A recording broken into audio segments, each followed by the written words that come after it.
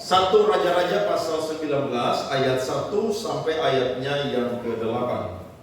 Saudara sudah lihat flyer iklan ibadah pada hari ini, judulnya adalah Burnout.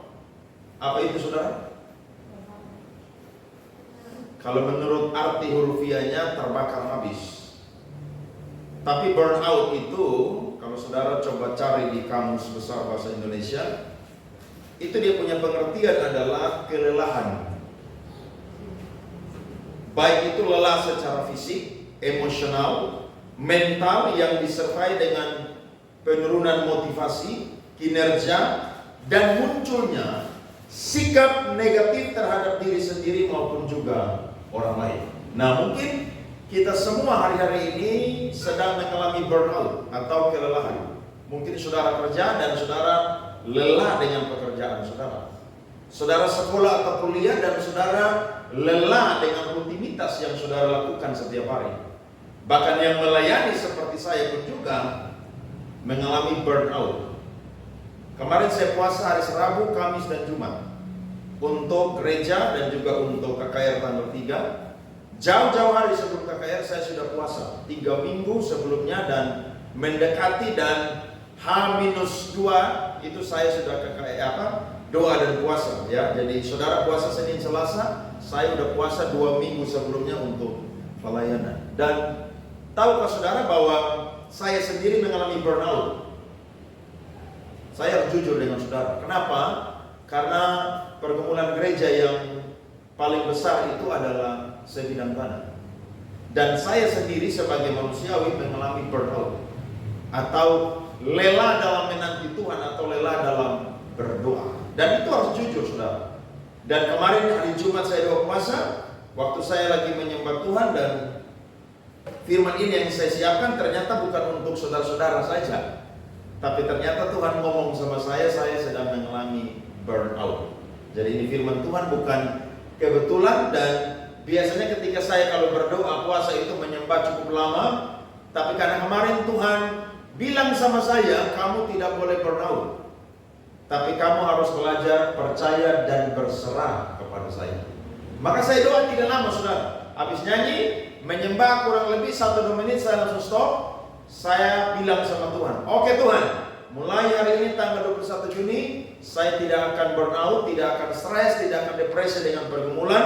Saya percaya dan berserah bahwa pasti Tuhan akan menolong semua yang dibutuhkan oleh gereja ini. Bahkan saya tidak mau banding-bandingkan pelayanan saya dengan hamba-hamba Tuhan lain, ya, karena itu bisa membuat saya sendiri itu kelelahan atau burnout. Percaya kalau Tuhan yang janji, maka Tuhan pasti akan menggenapi tepat pada waktunya. Amin saudara. Nah, kita akan belajar firman Tuhan ini. Sudah ketemu semua? 1 Raja-Raja 19 ayat 1 sampai 8. Oke, saya mulai. Saudara ayat 2, nanti sama-sama ayatnya yang ke-8. Ketika Ahab memberitahukan kepada Isabel segala yang dilakukan Elia dan perihal Elia membunuh semua nabi itu dengan pedang, ayat 2. Maka Isabel menyuruh Tuhan mengatakan kepada dia, beginilah kiranya Allah aku, bahkan lebih lagi daripada itu, jika besok kira-kira pada waktu ini aku tidak membuat nyawamu sama seperti nyawa salah seorang dari mereka itu. Maka takutlah ia. Saudara garis bawahi kalimat itu, penting sekali. Lalu bangkit dan pergi menyelamatkan nyawanya. Dan setelah sampai ke Berseba yang termasuk wilayah Yehuda, ia meninggalkan bujangnya di sana. Tetapi ia sendiri masuk ke dalam gurun sehari perjalanan jauhnya, lalu duduk di bawah sebuah pohon ara. Kemudian ia ingin mati. Katanya, cukuplah itu. Sekarang ya Tuhan, ambillah nyawaku, sebab aku ini tidak lebih baik daripada nenek moyangku. Sesudah itu ia berbaring dan tidur di bawah pohon arar itu. Tetapi tiba-tiba seorang malaikat menyentuh dia serta berkata kepadanya, bangunlah, makanlah. Ketika ia melihat sekitarnya, maka pada sebelah kanannya ada roti bakar dan sebuah kendi berisi air. Lalu ia makan dan minum, kemudian berbaring pula. Tetapi malaikat Tuhan datang untuk kedua kalinya dan menyentuhnya menyentuhnya, dia serta berkata, bangunlah, makanlah. Sebab kalau tidak, perjalananmu nanti terlalu jauh bagimu. Sama-sama, maka bangunlah ia, lalu makan dan minum. Dan oleh kekuatan makanan itu, ia berjalan 40 hari, 40 malam lamanya, sampai ke gunung Allah, yakni gunung Horeb. Beri tepuk tangan kepada Tuhan untuk firman Tuhan ini yang akan memberkati kita. Nabi Elia adalah nabi yang dipergelar sebagai nabi reformator. Karena ketika Elia tampil itu, kerajaan Israel itu sudah terpecah menjadi dua. Kerajaan utara dan juga kerajaan selatan. Betapa bobroknya orang-orang yang hidup di dua kerajaan ini. Padahal mereka adalah keturunan Abraham, mereka adalah keturunan Daud. Tetapi saudara-saudara, memang dalam perjalanan waktu, pertanggungjawaban iman itu dipertanggungjawabkan oleh setiap orang secara personal. Dan gara-gara dosa, sehingga satu bangsa itu mengalami yang namanya kemunduran rohani yang sangat luar biasa. Baik itu bangsa Samaria maupun juga bangsa Yehuda. Tetapi puji Tuhan, karena Allah mengasihi orang Israel, maka dia mengirim satu nabi, namanya adalah Elia. Tahukah saudara, sebelum kita baca firman Tuhan ini, ketika kita lihat di dua pasal sebelumnya, maka kita akan menemukan bahwa Elia itu melakukan mujizat-mujizat yang sangat luar biasa. Yang pertama, dia menubuatkan bahwa hujan tidak akan turun selama 3 tahun setengah. Kalau Elia katakan turun, baru hujan akan turun. Betul saudara-saudara? Terjadi. Yang kedua saudara, ketika air di sungai Kerit itu mulai kering, maka Tuhan suruh dia pergi ke satu tempat namanya adalah Sarfat. Sarfat itu adalah daerah Tirus dan Sidon, di mana Sarfat itu adalah tempat berasal daripada Isabel. Dia berasal dari daerah Tirus dan Sidon. Tapi Elia sampai sana, Tuhan sudah persiapkan seorang janda miskin untuk memberi makan kepada Nabi Elia. Akhirnya Nabi Elia sampai di sana, betul. Ternyata Tuhan mempersiapkan seorang janda untuk memberi makan kepada Nabi Elia. Sehingga janda ini yang punya tepung yang terakhir, justru dia berkelimpahan bersama dengan anaknya dan makan sampai hujan itu turun kembali. Dan yang ketiga saudara-saudara, Elia ini justru tampil untuk bertemu dengan Ahab. Dan akhirnya dia menantang para 450 Nabi Baal untuk bertempur di satu gunung, namanya adalah Gunung Karmel. Dan Alkitab mencatat mereka memuji, kalau Allah yang menyambar dengan api, maka dia adalah Allah yang sejati. Para 450 Nabi Baal, mereka berseru-seru dari pagi, siang, sampai mereka coret-coret mereka punya badan, darah keluar, tapi tidak ada Allah yang turun menyambar dengan api. Tapi ketika Elia perbaiki mezbah, Elia minta ampun dan Elia berdoa saudara-saudara, maka api turun dari surga menyambar semua korban yang ada, mezbah yang ada, bahkan parit-parit yang disiram dengan air pun juga itu dibakar habis saudara dengan api dari surga. Dan setelah itu Alkitab mencatat 450 Nabi Baal disembelih di mana saudara-saudara? Di Sungai Kison. Harus ingat firman Tuhan. 450 Nabi Baal saudara dibunuh oleh Nabi Elia. Kira-kira dari 3 latar belakang ini, Elia nabi yang hebat atau biasa? Nabi yang hebat. Tapi tahukah saudara, ketika Ahab pulang ke rumahnya, maka dia lapor kepada istrinya yang bernama Isabel. Maka Isabel berkata kepada Ahab bahwa sampaikanlah kepada Elia bahwa apa yang telah dia perbuat, maka dia pun juga akan mengalaminya. Alias, kalau dia bunuh 450 Nabi Baal, maka saya pun juga akan mengambil nyawanya. Alkitab mencatat, Elia bilang begini, saya siap bertempur dengan engkau Isabel. Atau Alkitab mencatat, Elia itu ketakutan. Elia ketakutan. Bahkan bukan hanya ketakutan, tapi dia mau apa saudara? mati. Berarti saudara, sindrom yang namanya burnout ini itu tidak hanya menyerang orang-orang biasa saja, tapi bisa menyerang hamba-hamba Tuhan pun juga, sekelas Nabi Elia yang diberikan karunia, yang pelayanannya saudara itu dahsyat terdengar sampai seluruh negeri. Jadi kalau saudara lihat ada hamba Tuhan yang mungkin dalam, mungkin loyo, itu manusiawi saudara. Kenapa? Karena sebagai manusia, dia adalah manusia. Dan Elia ini saudara, dia mengambil keputusan, dia lari saudara-saudara, lari ke padang gurun untuk apa? Menyembunyikan dirinya. Padahal saudara-saudara, kalau kita baca firman Tuhan tadi, kita menemukan bahwa 450 Nabi Baal itu kan sudah mati. Terus Isabel mau ancam pakai Allah yang mana? Betul saudara-saudara? Loh, 450 Nabi Baal kan sudah mati, tapi dia ancam bahwa ada Allah yang dia punya itu akan membinasakan Elia. Kenyataannya saudara-saudara itu mustahil, karena 450 Nabi Baalnya sudah mati. Tapi saudara lihat, kalau orang itu saudara mengalami yang namanya burnout, maka bukan dia hanya sekedar ketakutan, tapi sama seperti Elia yang berkata, Tuhan cabut saja nyawaku. Siapa di sini yang pernah berkata, Tuhan lebih baik mati? Ada? Ada atau tidak?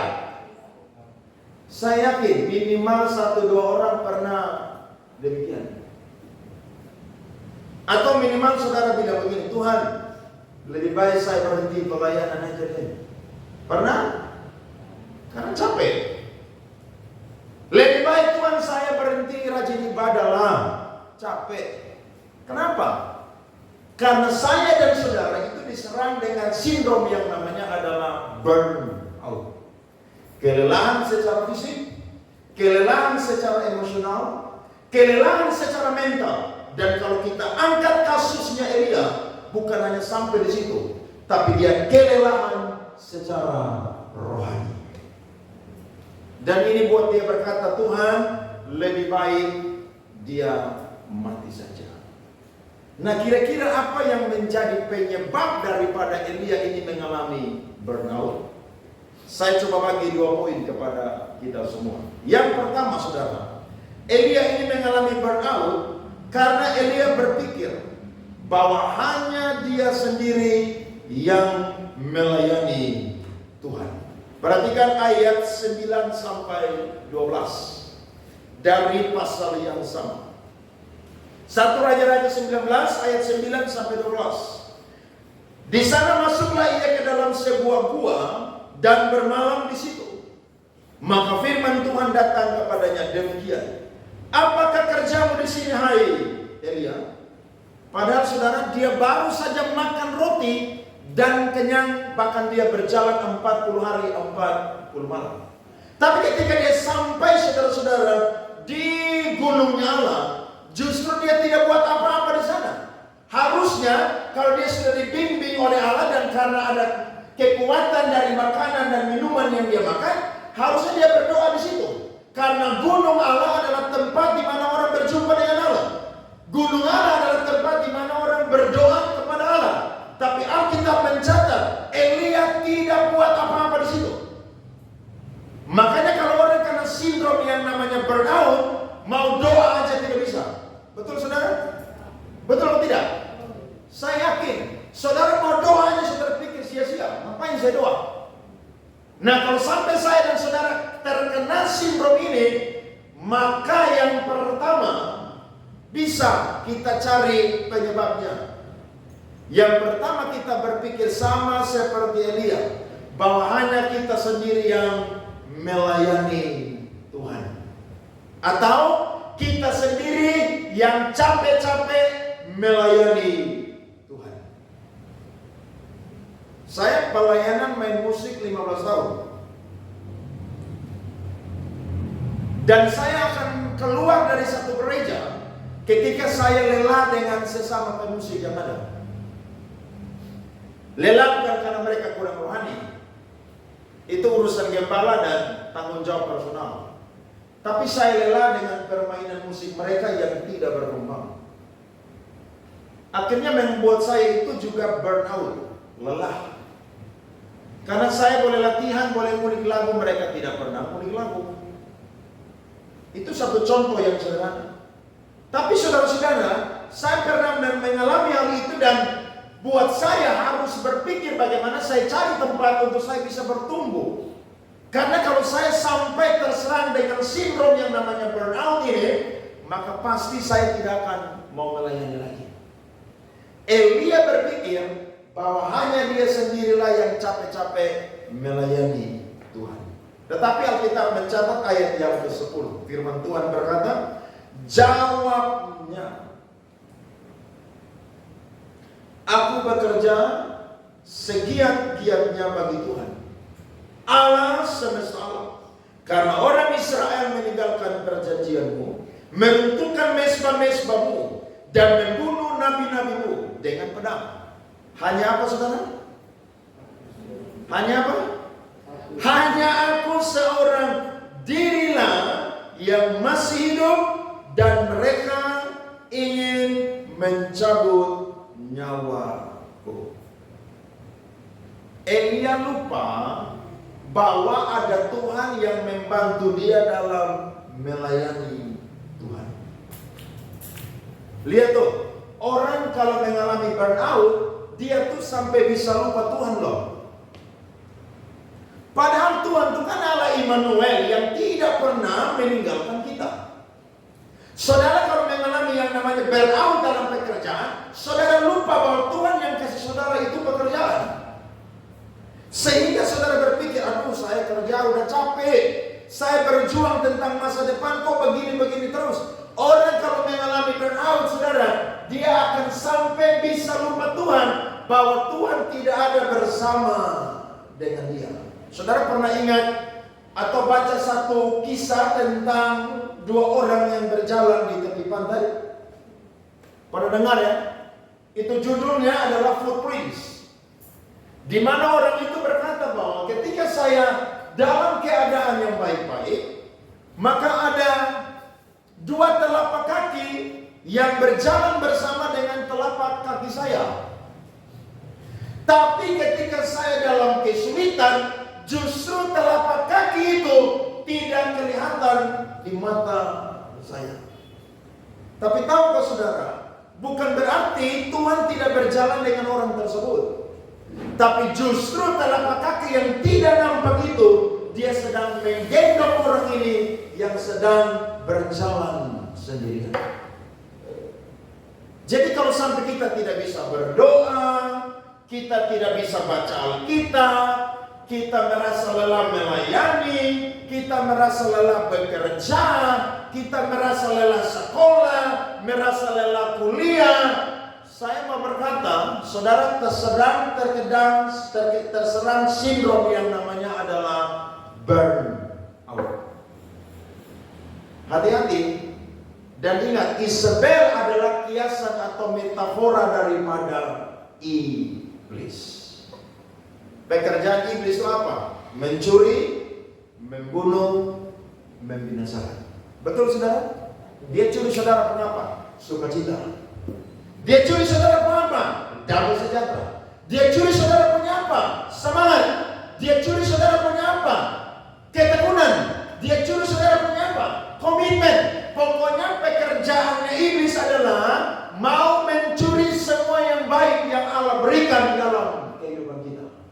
Jadi kalau ada orang yang malas bekerja, malas sekolah, malas kuliah, malas ibadah, malas pelayanan, dia itu mungkin bukan karena hanya malas saja, tapi kalau dia sampai hilang dari peredaran yang namanya gereja, hilang dari peredaran yang namanya kerja, maka dia mengalami satu sindrom yang namanya adalah burnout. Lelah secara apa? Fisik. Lelah secara apa? Emosional. Lelah secara apa? Mental. Bahkan lelah secara apa? Rohani. Tapi saudara lihat, justru Tuhan membuktikan bahwa Tuhan itu ada bersama dengan Elia.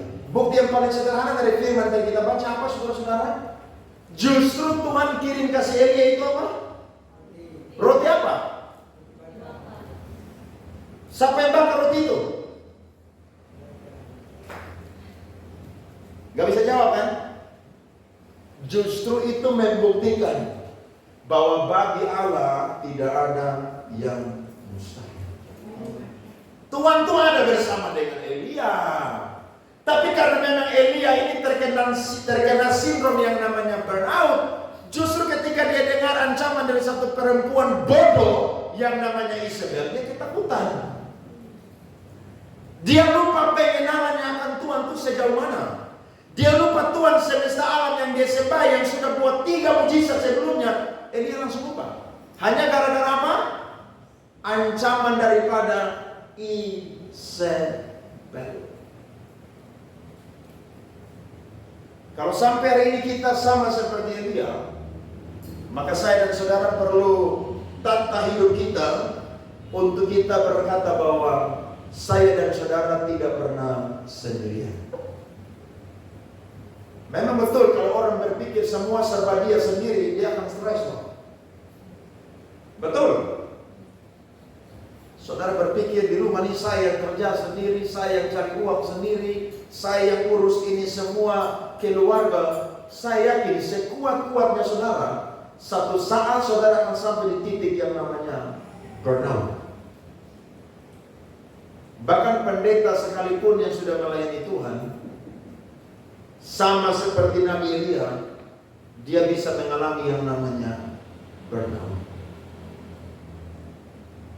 Tapi saya percaya, dalam keadaan kita kelelahanlah, justru Tuhan itu akan menunjukkan bahwa dia itu tidak pernah meninggalkan kita. Amin. Saya ingat firman Tuhan, tidak usah baca. Ratapan 3 ayat 29. Firman itu bilang begini. Adalah lebih baik menanti dengan diam pertolongan Tuhan. Justru dalam keheninganlah saudara-saudara, itu Tuhan tuh akan nampak kepada saya dan saudara. Perhatikan ayat yang ke-11 sampai 12. Lalu firman-Nya, keluarlah dan berdiri di atas gunung itu di hadapan Tuhan. Maka Tuhan datang kepada Elia. Angin besar dan kuat yang membelah gunung-gunung dan memecahkan bukit-bukit batu. Saudara lihat, hanya gara-gara Tuhan mau tunjukkan diri kepada Elia aja, itu hal-hal yang spektakuler itu terjadi. Mendahului Tuhan, tetapi tidak ada Tuhan dalam apa? Angin itu. Dan sesudah angin itu datanglah apa saudara? Gempa. Tetapi Tuhan ada atau tidak? Tetapi tidak ada Tuhan dalam apa? Gempa itu. Ini yang keren. Ayat 12, baca sama-sama. 2, 3. Dan sesudah gempa itu datanglah api. Tetapi tidak ada apa? Tuhan dalam api itu. Dan sesudah api itu datanglah apa saudara? Bunyi angin sepoi-sepoi biasa. Ayat 13, perhatikan. Segera sesudah Elia mendengarnya, ia menyelubungi mukanya dengan jubahnya, lalu pergi keluar dan berdiri di pintu gua itu. Maka datanglah suara kepadanya yang berbunyi, apakah kerjamu di sini, hai Elia? Saudara lihat, Tuhan datang dalam apa? Angin sepoi-sepoi. Berarti justru saudara kalau mau ketemu Tuhan tuh kadang-kadang saudara tinggalkan hiruk pikuk yang rame-rame begitu. Saudara masuk kamar saudara, saudara kunci kamar saudara, tak usah nyanyilah. Saudara coba duduk renungkan tentang Tuhan. Atau kalau saudara rasa di rumah terganggu, saudara coba ke pinggir pantai, saudara healing sendiri di sana. Saudara renungkan tentang Tuhan. Saya yakin justru dalam keheninganlah Tuhan bisa ada dalam keheningan itu. Saudara lihat kisah tentang Yunus.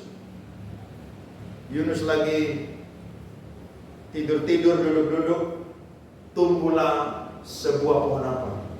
Jarak. Tapi pohon jarak itu saudara justru melindungi Yunus dari terik matahari. Yunus marah karena Tuhan suruh dia pergi bernubuat di Niniwe. Justru bukan hukuman yang ada adalah apa? Pertobatan. Yunus mengalami yang namanya apa? Burn out. Tapi saya mau berkata, justru dalam keheninganlah, disitulah saudara akan berjumpa dengan Tuhan. Amin.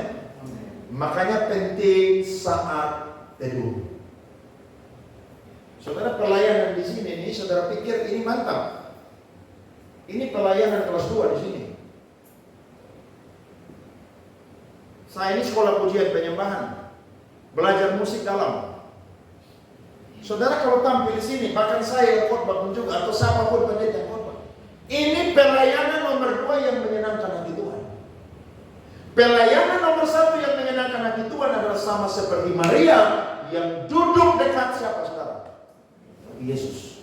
Itu yang paling pertama dan yang paling penting. Ada banyak orang melayani Tuhan saudara, tapi dia kehilangan mesbahnya dengan Tuhan. Makanya ketika dia melayani saudara, tidak ada semangat. Kenapa? Karena saudara kalau mau dapat semangat, saudara harus cas terlebih dahulu. Saudara saat teduh dengan Tuhan itu saudara sedang cas saudara hati di situ. Saudara kalau saat teduh dengan Tuhan, saudara sedang cas saudara punya pikiran di situ. Makanya ketika saudara melayani, saudara tuh semangat, cita-cita. Kenapa? Karena saudara disembuhkan dari sindrom yang namanya adalah burn out. Orang kalau pelayanan malas, itu dia punya jam doa dengan Tuhan itu tidak ada. Betul? Saya bersyukur, saya 15 tahun pelayanan baru jadi pendeta. Makanya kalau ada pelayan neko-neko dengan saya tidak bisa. Tidak bisa. Karena beta sudah situ. Beta pemain di situ nah. Tidak bisa. Kalau ada orang yang suar tubuh, semangat, muncul, hilang, itu orang itu sebenarnya tidak punya jam doa dengan Tuhan. Karena kalau orang punya jam doa dengan Tuhan, ketika dia berlutut dalam hadirat Tuhan, Tuhan isi dia dengan hadirat Tuhan.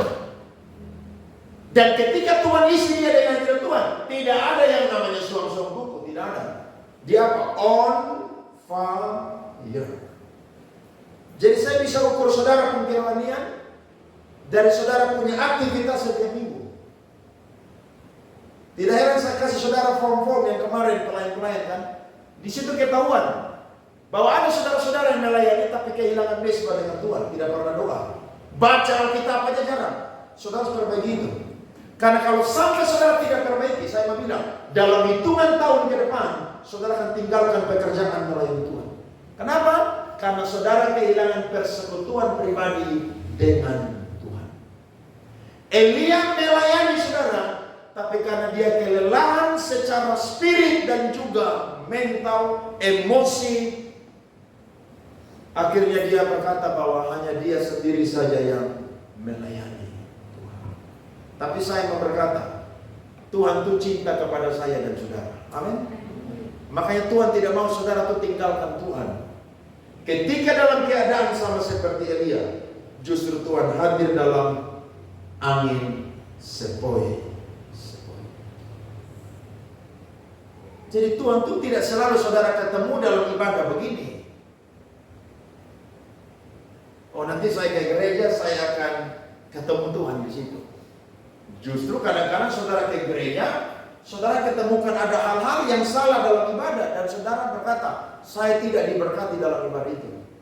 Tapi coba saudara masuk kamar, saudara saat teduh dengan Tuhan, saudara nyanyi, hanya Engkau pribadi yang mengenal hatiku.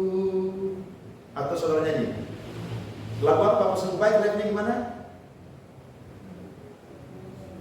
Ku naikkan syukurku buat hari yang Kau beri. Apa lagi? Tak habisnya. Bayangkan kalau saudara kunci pintu, saudara saat teduh dengan Tuhan, justru disitulah saudara akan ketemu dengan apa? Tuhan. Dan kalau saudara nangis waktu saudara selesai saat teduh dengan Tuhan, justru saudara akan dapat kekuatan itu yang sangat supranatural. Amin. Loh, siapa bilang nangis itu buruk, saudara? Nangis itu baik loh. Lihat orang kalau pendam sesuatu dan dia tidak nangis, tidak keluarkan, itu bawa beban buat dia punya hidup. Tapi kalau sampai dia nangis, dia curhat dan dia sejadi-jadinya menangis, setelah dia nangis dia bilang, sudah selesai. Beban sudah apa? Terlepas. Jadi saudara kalau mau ketemu Tuhan, jangan cari Tuhan di tempat ramai kayak model begini. Saya mau berkata Tuhan ada, tapi kadang-kadang Tuhan mau ketemu kita dalam keadaan yang apa? Sepoi. Orang habis makan dulu di bawah pohon, kena angin besar, dia ngantuk, atau angin sepoi-sepoi dia ngantuk. Hah? Saya kan kalau angin besar, badai dia bangun lari dari situ. Betul saudara? Tapi kalau berikan angin sepoi-sepoi, dia tidur atau tidak? Berarti tidak selalu angin sepoi-sepoi itu tidak enak, betul? Tapi angin sepoi-sepoi kadang-kadang itu membawa nikmat berkat untuk saya dan saudara. Beri tepuk tangan kepada Tuhan. Amin. Jadi jangan burnout. Kalau hari ini ada saudara berkata bahwa hanya saya sendiri yang melayani Tuhan, saya mau berkata ada kawan-kawan di sekeliling kita yang melayani bersama dengan kita. Kalau saudara mungkin burnout karena saudara berkata, aduh saya kerja di sini nih, beban terlalu besar dari bos. Saya mau berkata, karena saudara dipercaya oleh bos, bahkan ada teman-teman di sekeliling saudara, maka saudara tidak boleh yang namanya burn out. Amin saudara. Semangat. Menyala abangku. Saudara tahu itu kalimat? Wow, itu keren itu. Iya dong. Orang dunia aja bilang apa? Menyala abangku. Masa saudara dalam Tuhan redup terus? Tidak bisa. Harus apa? Menyala abangku. Bilang sama kiri kanan. Menyala abangku. Loh ya? 1, 2, 3. Kurang mantap. 1, 2, 3. Lebih mantap. 1, 2, 3. Menyala abangku. Betul. Harus begitu. Amin. Saya ketemu banyak teman-teman saya. Hari ini saya sudah melayani Tuhan 23 tahun. Ada banyak teman saya yang tumbang hari ini tinggalkan pelayanan.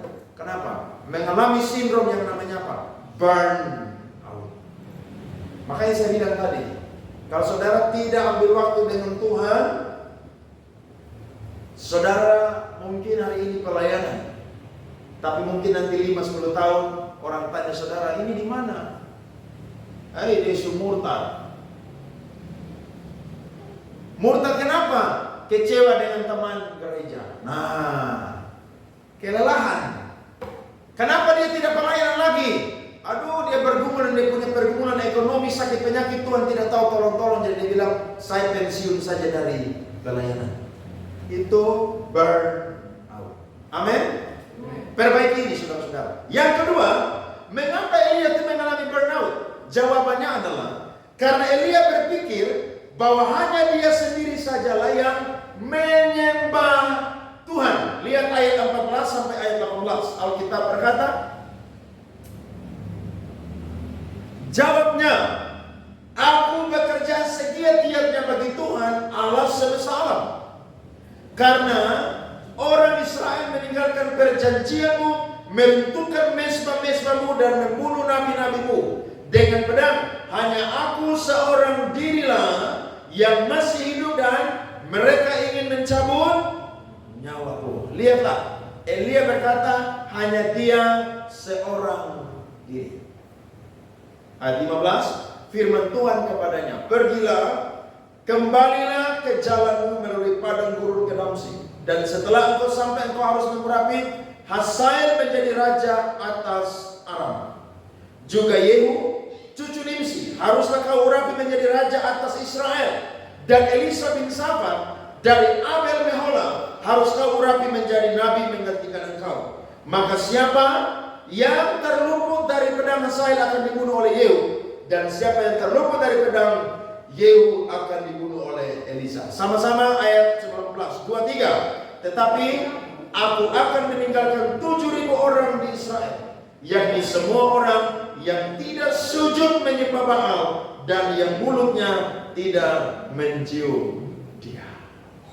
Lihat tuh, Elia berkata hanya dia sendiri yang menyembah Tuhan. Padahal masih ada berapa saudara? 7.000 orang di Israel yang tidak akan pernah menyembah Baal. Berarti saudara-saudara, saya dan saudara tidak boleh berkata kita itu sendiri. Betul? Jangankan banyak orang, 2-3 orang berkumpul saja, Alkitab berkata Tuhan hadir. Jadi jangan saudara berkata, aduh nanti ibadah pemuda kalau sisa 3 orang kita tutup aja ya. Jangan. Karena 2-3 orang saudara, Tuhan hadir. 1 orang aja saudara berdoa kepada Tuhan, Tuhan hadir. Apalagi 2-3 orang, ada amin?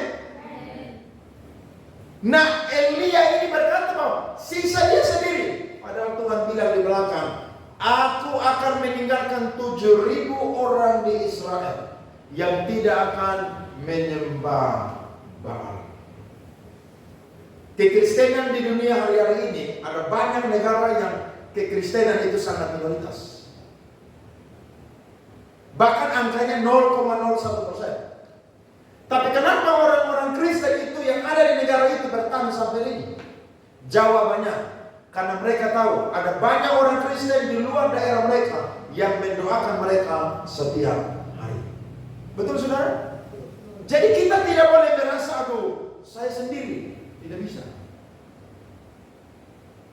Saya pernah terjebak di sindrom ini. Saya merasa saya sendiri yang capek-capek melayani di KPC. Padahal Tuhan sadarkan saya bahwa ada banyak saudara-saudara teman-teman itu yang menemani saya untuk apa? Bangun ini gereja. Nah kalau sampai ada pendeta yang berkata bahwa saya kelelahan karena saya seorang diri, justru dia salah. Ada banyak orang yang di samping dia. Bahkan ada orang yang mungkin jauh yang tidak kelihatan. Justru dia berdoa untuk kita. Sehingga saya dan saudara masih kuat berdiri melayani Tuhan sampai hari ini. Jadi kita tidak boleh merasa sendiri. Daud berkata, sekalipun ayahku dan ibuku meninggalkan aku, tapi Tuhan menyambut aku. Saudara lihat tuh, itu orang yang benar-benar dalam burnout, tapi dia berkata bahwa dengan Tuhan, Tuhan tidak akan pernah meninggalkan saya. Jadi kalau saudara merasa, aduh saya tidak punya papa lagi, saya tidak punya mama lagi, atau saya tidak punya papa dan mama lagi, saudara tidak boleh merasa sendiri. Ada amin? Karena ingat, yang paling setia dalam hidup kita itu bukan manusia. Yang paling setia dalam hidup kita itu adalah siapa? Yesus Kristus. Jadi saudara tidak boleh merasa, saya sendiri, saya tidak ada masa depan, tidak ada yang tolong saya. Baru-baru saya komunikasi dengan teman pelayanan, pendeta. Saya berkata, kamu ke Kupang pelayanan aja. Ngapain kamu di situ kuliah capek-capek S2, tapi tidak mau ngajar, tidak mau melayani. S2 kan bisa ngajar. Dia berkata, Bagen, di saya punya tempat ini, saya selalu gagal. Dan yang membuat saya gagal adalah keluarga saya sendiri yang tidak pernah mendukung saya. Saya lupa balas dia punya WA sampai hari ini. Tapi ketika saya ingat dia punya WA, saya ingat Yusuf aja yang hanya 1 orang di Mesir, dia tuh diberkati Tuhan. Loh, masa kamu yang bisa kuliah S1, S2 yang sudah ditolong Tuhan, hanya gara-gara keluarga dalam rumah yang tidak dukung kamu, masa kamu berkata bahwa saya gagal ini karena mereka? Ingat, yang bisa buat kita gagal tuh hanya Tuhan dan diri kita sendiri. Loh kalau Tuhan tutup pintu, saudara mau buka gimana? Tidak bisa. Manusia biar merancang model apapun, tapi kalau saudara ada dalam genggaman tangan Tuhan, saudara tidak akan pernah apa? Gagal. Jadi saya berpikir ini orang nih kuliah S2, tapi nyalinya tidak ada. Saya ini tipe orang pemberani kalau saya. Semenjak saya bertobat dan jadi pendeta, lu mau lempar saya kemana aja saya akan berani di situ. Saya tidak akan pernah takut. Berani bukan karena ikut-ikutan, tapi memang ada Tuhan dalam hidup jadi berani. Lu mau lempar saya di hutan mana aja, kalau Tuhan suruh saya yakin saya akan hidup di situ. Jadi saya berpikir, ini orang ini ternyata mindsetnya tidak mengalami yang namanya metanoia. Saudara tahu arti pertobatan? Metanoia. Apa itu metanoia? Perubahan pola pikir. Jadi Elia mau mati ini gara-gara apa, saudara? Pola pikir. Diancam oleh itu perempuan gila yang namanya Isabel, langsung takut mau mati. Tapi puji Tuhan, karena memang Elia ini nabi yang benar-benar dipakai oleh Allah dan dipersiapkan oleh Allah, sehingga Allah itu berkata bahwa kamu tidak sendiri. Kamu akan urapi ini, urapi ini, urapi ini. Bahkan ada 7.000 orang yang tidak pernah menyembah Baal. Jadi kalau ada saudara pada malam ini yang sedang capek dengan saudara hidup, malam ini ada kabar baik buat saudara. Saudara tidak sendirian. Amin. Saudara tidak bergumul sendiri, percaya. Ada Tuhan Immanuel yang 24 jam. Setiap detik, setiap menit, setiap jam, setiap hari, setiap minggu, setiap bulan, setiap tahun ada bersama dengan kita. Amin.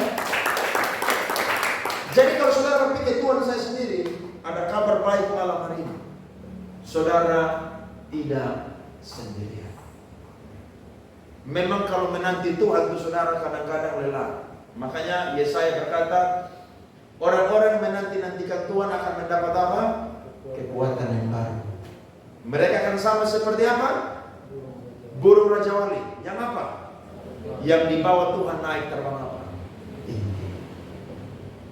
Kalau hari ini saudara mungkin lelah dengan keluargamu, lelah dengan pekerjaanmu, lelah dengan pergumulan masa depanmu, lelah dengan apapun, malam hari ini saudara harus dipulihkan oleh Tuhan. Pikiran saudara harus dipulihkan bahwa saudara dan saya tidak sendirian, tapi ada Tuhan yang bersama dengan kita. Mau saudara? Dan Alkitab mencatat Elia mulai bangkit kembali dan akhirnya dia finishing well. Dia mengakhiri hidupnya dan pelayanannya dengan sempurna. Alkitab mencatat, dia urapi orang-orang yang tadi Alkitab catat.